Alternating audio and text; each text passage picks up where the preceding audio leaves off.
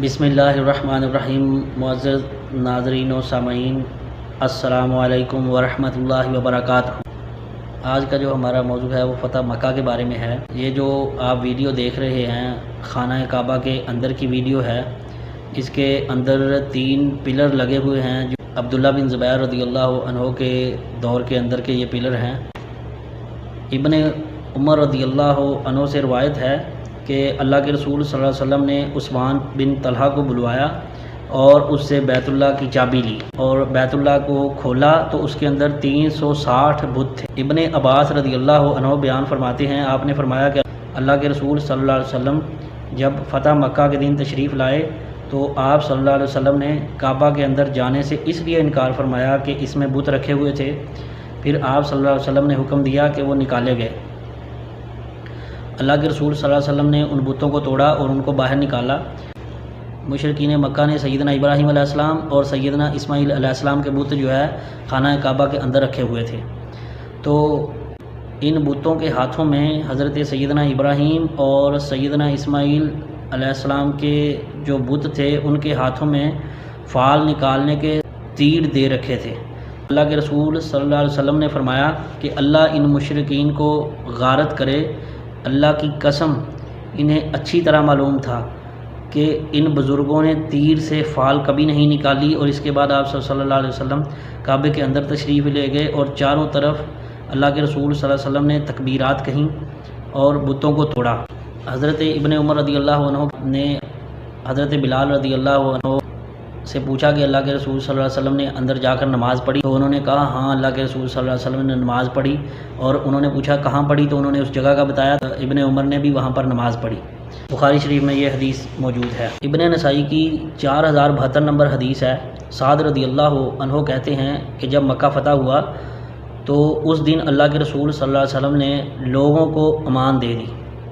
سوائے 4 مرد اور 2 عورتوں کے، اور فرمایا انہیں قتل کر دو، چاہے تمہیں انہیں کعبے کے پردے کے ساتھ چمٹا ہوا بھی پاؤ تب بھی ان کو قتل کر دو۔ تو ان میں اکرمہ بن ابی جہل، عبداللہ بن خطل اور مکیس بن سبابہ، عبداللہ بن سعد بن ابی سرح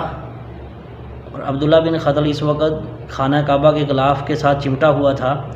تو جب اللہ کے رسول صلی اللہ علیہ وسلم کو بتایا گیا کہ وہ خانہ کعبہ کے غلاف کے ساتھ چمٹ گیا ہے تو اللہ کے رسول صلی اللہ علیہ وسلم نے فرمایا اسے قتل کر دو۔ انہوں نے اسلام کو نقصان پہنچانے میں کسی قسم کی بھی کوئی کسر اٹھا نہیں رکھی تھی، تو اس لیے ان لوگوں کے بارے میں اللہ کے رسول صلی اللہ علیہ وسلم نے ان کے قتل کا فتویٰ جاری کیا تھا۔ سعید بن حریث رضی اللہ عنہ جو ہے وہ آگے بڑھے اور انہوں نے عبداللہ بن خطل کا کام تمام کر دیا۔ مکیس بن سبابہ جو آدمی تھا جس کے بارے میں اللہ کے رسول صلی اللہ علیہ وسلم نے قتل کا فتویٰ جاری کیا تھا،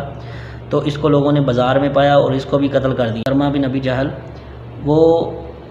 جب مکہ سے اللہ کے رسول مکہ فتح ہو گیا اور وہ وہاں سے بھاگ گیا، کیونکہ صفوان بن امیہ اور اکرمہ بن ابی جہل نے خالد بن ولید رضی اللہ عنہ جو لشکر اللہ کے رسول صلی اللہ علیہ وسلم کا تھا جس کی کمان سیدنا خالد بن ولید رضی اللہ عنہ کو دی تھی، ان کے اوپر انہوں نے تیروں کے ساتھ بچھاڑیں پھینکی تھیں۔ تو حضرت خالد نے اعلان کروایا تھا کہ ہمیں پیغمبر اسلام نے جنگ کرنے سے منع کیا ہے، اس لیے ہم جو ہے تمہارے ساتھ لڑنا نہیں چاہتے۔ ان دونوں نے اور یہ مزاحمت پہ اتر آئے، تو ان کے ساتھ کوئی چھوٹا سا لشکر بھی تھا، تو انہوں نے آگے بڑھ کر جو ہے وہ تیر اندازی کی۔ حضرت خالد بن ولید رضی اللہ عنہ جو تھے وہ جنگی چالوں کے ماہر تھے۔ انہوں نے اندازہ لگا لیا کہ یہ لوگ کہاں چھپے ہوئے ہیں، جس پہاڑی کے اوپر وہ چھپے ہوئے تھے حضرت خالد بن ولید نے اندازہ لگا لیا کہ وہ کہاں چھپے ہوئے ہیں، تو لہٰذا دونوں طرف سے آدمیوں کو حضرت خالد بن ولید نے ایسی جگہ سے بھیجا کہ جہاں سے وہ نظر نہ آ سکیں۔ تو جیسے ہی وہ پہاڑی کے اس طرف گئے جہاں سے وہ نظر نہیں آ رہے تھے، مشرکین مکہ کو وہ نظر نہیں آ رہے تھے، تو جب ان کے سر کے اوپر پہنچ گئے تو ان کے اوپر انہوں نے حملہ کر دیا، اور حضرت خالد بن ولید رضی اللہ عنہ نے بھی دوسری طرف سے ان کے اوپر حملہ کر دیا، اور اس طرح جو مشرکین تھے وہ تاب نہ لا سکے اور وہ وہاں سے بھاگ گئے، اور ان کی کمان جو ہے وہ صفوان بن امیہ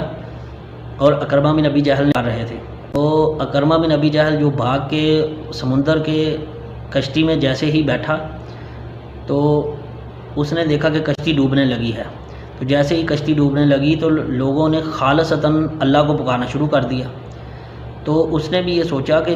جب ہم اللہ کو ہی پکارے ہیں، جب یہ مشرکین جو تھے جب کسی مشکل میں پھنس جاتے تھے تو یہ خالص اللہ کو پکارتے تھے، اللہ کے ساتھ کسی کو شریک نہیں کرتے تھے، لیکن جب مشکل سے نکل جاتے تھے تو پھر جو ہے وہ لات منات اور عزا کو جو ہے وہ پکارتے تھے، حبل بت جو تھے ان کو پکارتے تھے، اپنی مناجات و حاجات جو ہے ان کے سامنے وہ پیش کرتے تھے یا ان سے مدد مانگتے تھے، اس طرح کے معاملات کرتے تھے۔ تو یہی معاملہ وہاں سمندر میں ہوا، تو اکرمہ بن ابی جہل نے سوچا کہ اللہ کے رسول بھی محمد بھی ہمیں یہی دعوت دیتے ہیں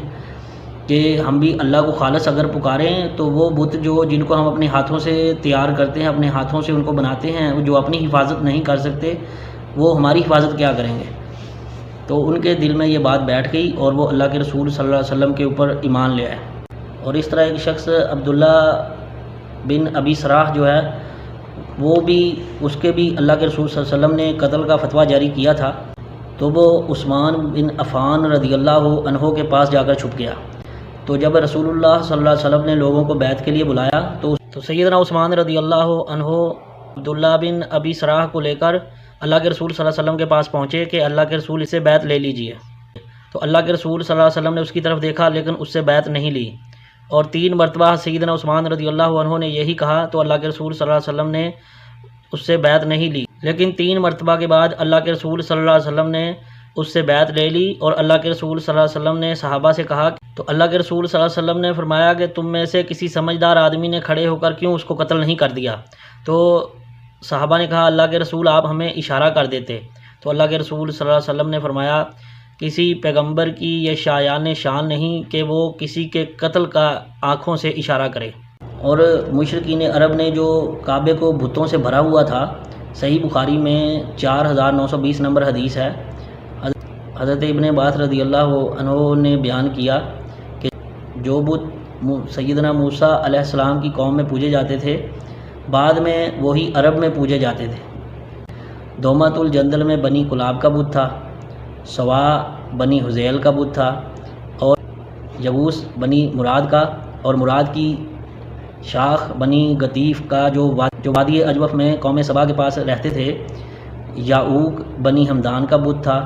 اور نصر حمیر کا بت تھا جو ذوالقلاع کی آل میں سے تھے۔ یہ 5 نوح علیہ السلام کی قوم کے نیک لوگوں کے نام تھے، اور جب ان کی موت ہو گئی تو شیطان نے ان کے دل میں ڈال دیا کہ تم ان نیک لوگوں کے نام کے اوپر بت تیار کر کے اپنے سامنے کھڑے کر رکھو۔ وہ ان کی پوجا تو نہیں کرتے تھے لیکن انہوں نے مورتیاں بنا کر اس کی اپنے سامنے کھڑی کر لیں اور ان کے نام رکھ دیے۔ تو اس طرح ان کے بعد میں آنے والے جاہل لوگ جو ہے، جیسے ہی وہ لوگ دنیا سے چلے گئے اور ان کے بعد میں آنے والے جوہلا جو ہیں انہوں نے انہی بتوں کی پوجا شروع کر دی، یعنی کہ وہ شرک میں تبدیل ہو گئے، اور وہاں سے وہ نکلتے ہوئے وہاں پر عرب کے اندر جو ہے اس کی بتوں کی پوجا شروع ہو گئی۔ اور اس طرح اللہ کے رسول صلی اللہ علیہ وسلم نے جیسے ہی مکہ فتح کیا تو اللہ کے رسول صلی اللہ علیہ وسلم نے مکہ فتح ہوتے ہی سب سے پہلا کام جو کیا وہ بتوں کا، جہاں جہاں بھی بت تھے اللہ کے رسول صلی اللہ علیہ وسلم نے ٹیمیں بنائیں اور بتوں کو وہاں پر توڑنے کے لیے بھیجا۔